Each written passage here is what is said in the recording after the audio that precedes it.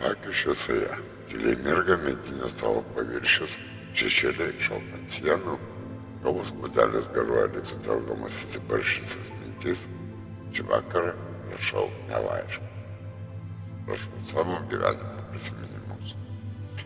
Mintimis grįžtu į prabėgusius metus, į laiką, kai viskas atrodė įmanoma, kai keliai laukia pasirinkimų kryžkelės, netikėtos abejonės ir slaptos viltys.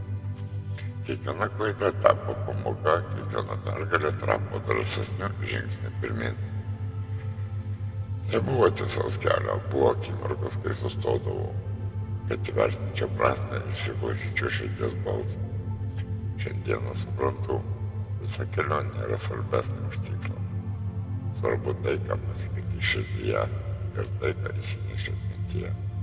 Gyvenimo kelias sudarytas iš mažų ryškių žingsnių, kurie tyliai kuria brandą.